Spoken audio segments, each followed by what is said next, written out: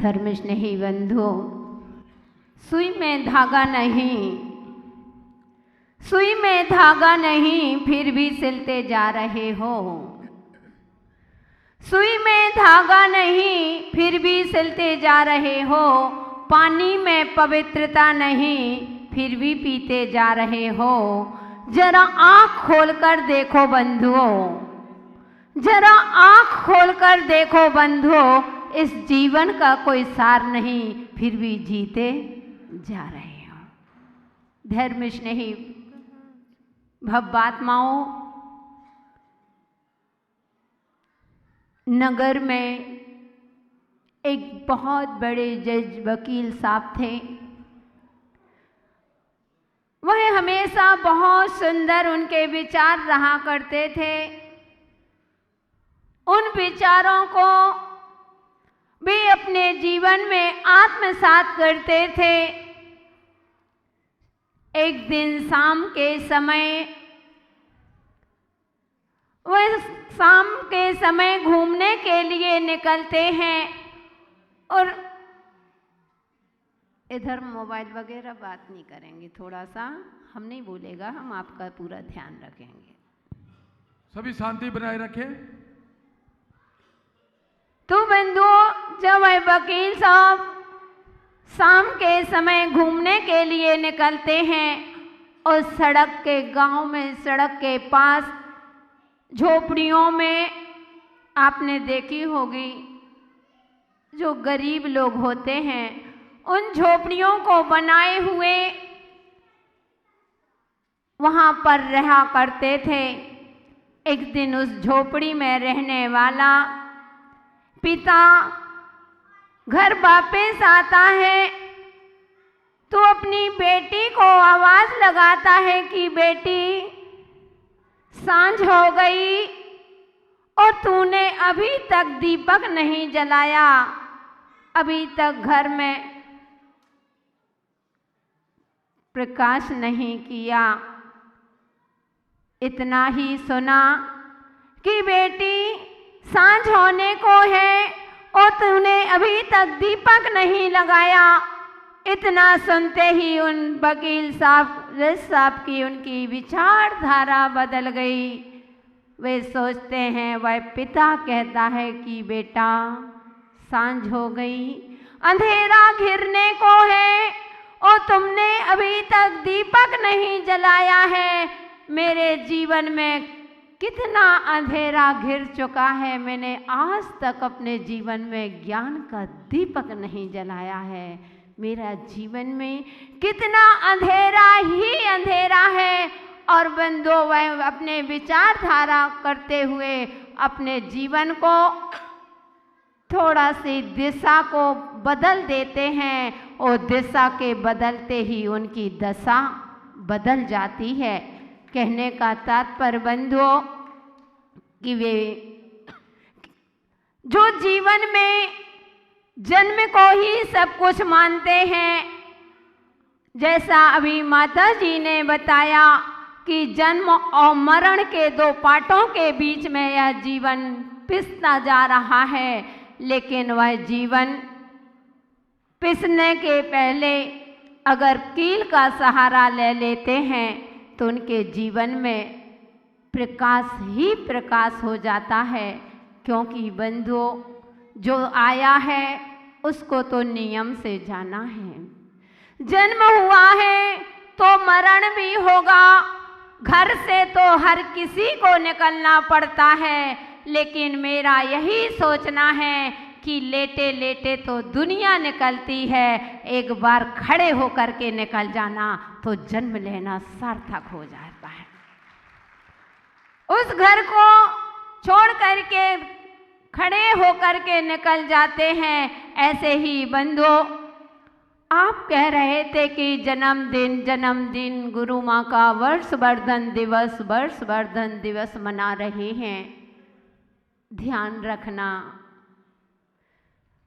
जितने गुणगान गाए जा रहे थे कि गुरु माँ ऐसे हैं, गुरु माँ ऐसे हैं, बंधुओं, इसमें गुरु माँ का कुछ भी नहीं है।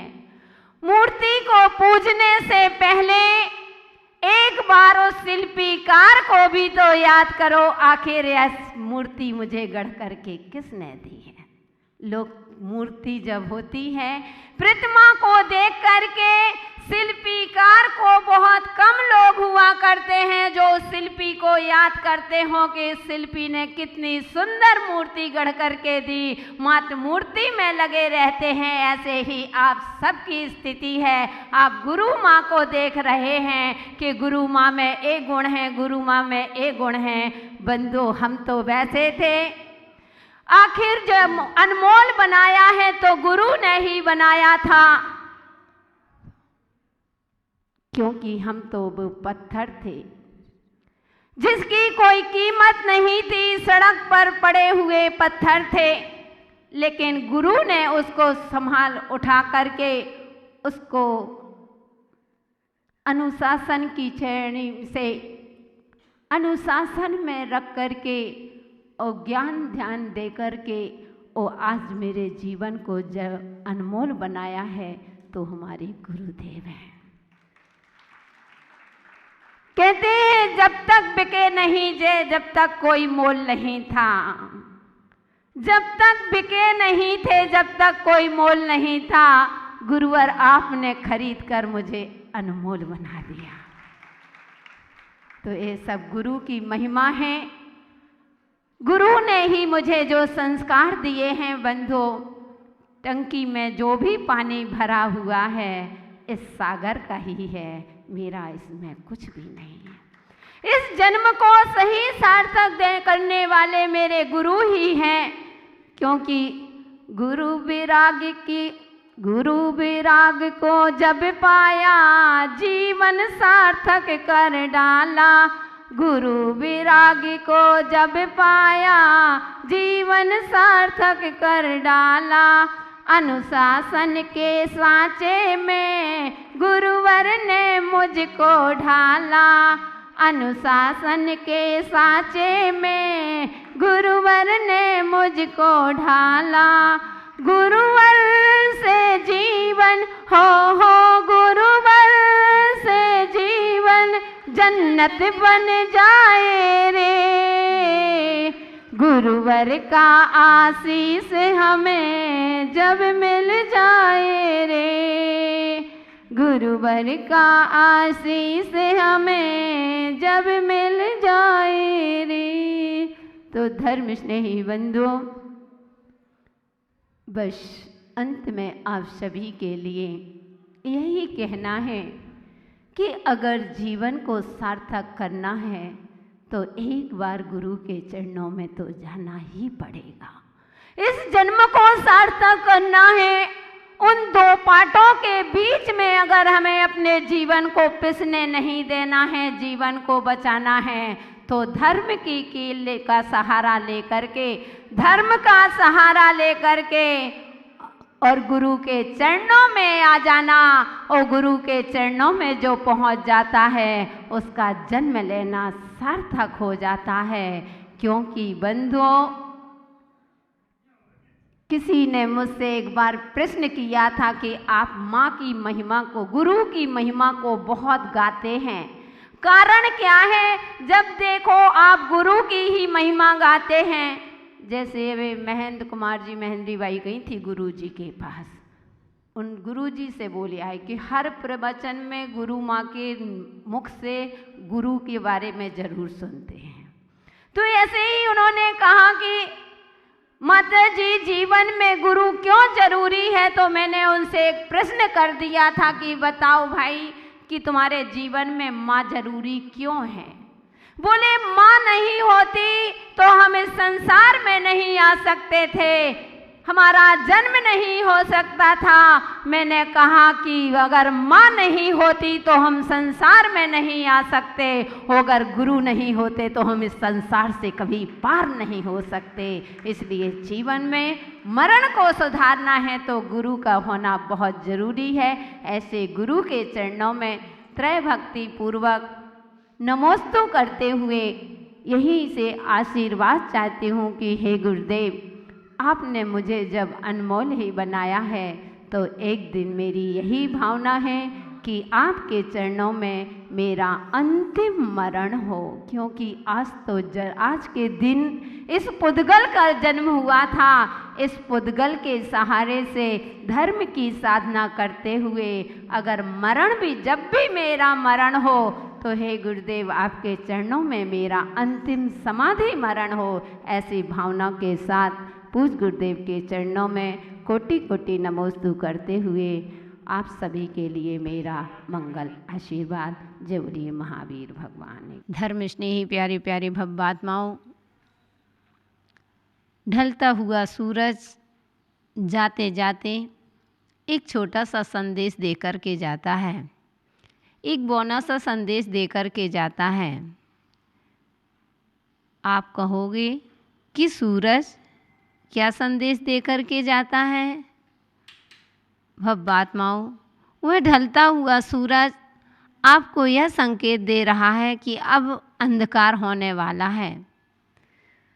अंधकार होने से पहले मनुष्य को उस सूर्य से शिक्षा लेना चाहिए कि जब सूर्य अस्त होने से पहले ही अपने जीवन में एक दीपक घर में वह दीपक जला के रखें, जिसमें आपके घर में कभी अंधेरा ना हो पाए, कभी आपके घर में प्रकाश का अभाव ना हो पाए। इसी प्रकार से भव्यात्माओं, ये मानव रूपी जीवन है, हमें धर्म रूपी ज्ञान का एक दीपक जलाना चाहिए। जब तक हमारे जीवन में धर्म नहीं है, जब तक हमारा जीवन अंधकारमय है। कितना भी आप धन कमाओ, कितना भी आप पैसा कमाओ, कितना भी आप सुख संपत्ति के बीच में रहो, भौतिक चकाचौंध में रहो, आज आपको दिखाई दे रहा है कि यह सब मेरा बहुत अच्छा है। अगर धर्म का दीपक आपके अंदर नहीं जला है तो यह निश्चित मानना कि आपका जीवन अंधकारमय है। अभी आपको समझ में नहीं आता है, लेकिन आने वाला समय में आपका जीवन अंधकारमय ही होगा, यह निश्चित है। इसलिए बंधुओं, हमें ज़िंदगी यूं ही नहीं निकालना है। हम हमेशा आपको संकेत देते हैं और कई बार हमने आपको संकेत भी दिया है कि जीवन जो मिला है इसका कुछ तो मूल्य समझो। ये आखिर हमें मानव पर्याय क्यों मिली है? इसके लिए मिली है क्या कि इस भोगों में लगा देंगे? क्या यह घर गृहस्थी में ही काम करते रहेंगे क्या? सुबह से उठे शाम तक वही रूटीन, आखिर अपने लिए क्या किया? जब अंत समय आएगा खाली हाथ जाओगे, फिर गिड़गिड़ाते रहना, 1 मिनट का भी समय मांगोगे कि 1 दिन की मुझे मोहलत दे दो, मैं 1 दिन के लिए भी धर्म ध्यान कर लूँ, तो तुमको समय नहीं दिया जाएगा। क्योंकि रास्ते पर चलते हुए एक बार एक मित्र से, किसी की राहगीर से उसकी पहचान होती है। पहचान नहीं, वह अचानक मिलता है, तो वह मानव उस राहगीर को देख कर के थोड़ा सा पीछे हटता है, तो वह उसके सामने आ जाता है, उसके आगे आ जाता है। तो वह मानव पूछता है कि तुम कौन हो, तुम्हारा नाम क्या है, तुम मेरे सामने यहाँ पर क्यों खड़े हो? तो वह कहता है कि मैं आपको अपना मित्र बनाने आया हूँ, मैं आपसे दोस्ती करने आया हूँ, आप मुझसे दोस्ती करिए। तो उसने कहा कि देखो, ना हमारी आपसे जान, ना हमारी आपसे पहचान, और मैं ऐसे कैसे मित्र बना लूँ? मैं कैसे आपसे दोस्ती करूं? नहीं, मैं चलते फिरते रास्ते पर किसी को दोस्त नहीं बनाता हूं, किसी से मैं ऐसी मित्रता नहीं रखता हूं। तो उसने कहा कि मित्र कुछ भी हो, तुम बनाओ या ना बनाओ, लेकिन मैंने तो आपको चुन लिया है, मैंने आपको अपना मित्र बना ही लिया है। तो उसने कहा अरे, ना मेरा आपका कोई परिचय, ना आपने अपना नाम बताया कि आप कौन हैं, कहाँ से आए हो, कैसे आए हो, क्या उद्देश्य है आपका, इन सारी बातों को लेकर के, और आपने कोई परिचय नहीं दिया और आप कहते हो कि मैं आपको दोस्त बनाऊंगा। नहीं, और जैसे ही वह आगे बढ़ने लगा, वह राहगीर पुनः सामने आ गया और उसने कहा बस रुक जाइए। बोले क्यों? बोले बस मैंने कह दिया ना, पहले आप मुझे अपना दोस्त स्वीकार कीजिए, मुझे अपना दोस्त बनाइए। तो उसने कहा कि बाबा पहले ये बताओ, अपना नाम बताओ। तो उसने कहा मैं नाम तो बता रहा हूँ लेकिन घबराना नहीं। तो उसने कहा घबराने की क्या बात है, पहले आप अपना नाम बताओ। तो वह कहता है मेरा नाम है यमराज। क्या नाम है? यमराज। कि मेरा नाम है यमराज। तो उसने कहा नहीं नहीं, मैं आपको अपना दोस्त कभी नहीं बना सकता हूँ। वह क्या, आपसे भी हम कहेंगे कि यमराज को अपना दोस्त बना लो तो बनाओगे क्या? नहीं बनाओगे। तो वह कहता है बाबा हाथ जोड़ो, मैं आपको अपना दोस्त नहीं बना, मेरे काफ़ी पहले से ही मेरे इतने मित्र हैं, वो अच्छे अच्छे मित्र हैं जिसके साथ रह कर के हम मौज मस्ती करते हैं, अच्छा लगता है, एक साथ मिल कर के बैठते हैं, खाते हैं, पीते हैं, उठते हैं, इसलिए हमें ऐसा ही मित्र चाहिए। तो उसने कहा कि देखो मित्र, मैंने तो तुमसे दोस्ती कर ली है, लाख कोशिश करो लेकिन मेरी दोस्ती आपसे ही हो चुकी है। तो उसने कहा कि देखो मित्र, अगर तुम इतना ही कह रहे हो यमराज, पहली बात तो मैं तुमको स्वीकार नहीं करता हूँ। अगर तुमने स्वीकार कर लिया और तुम्हारा नाम लेकर के ही मुझे घबराहट होती है, तो ऐसा करो कि जब भी तुम मेरे पास आओ तुम बिना संकेत दिए नहीं आना। मैं आपके साथ चलूँगा लेकिन मुझे पहले संकेत करना, क्या संकेत देते हो? तो उसने कहा ठीक है मित्र, मैं ये आपसे वादा करता हूँ, मैं आपको वचन देता हूँ कि जब भी मैं आऊँगा आपको बिना संकेत के कभी भी नहीं आऊँगा, मैं आपको आज वचन दे रहा हूँ। उसने कहा ठीक, और इतना वचन दिया, दोनों की दोस्ती हो गई और वह राहगीर अलग हो गया और यह मित्र चला गया।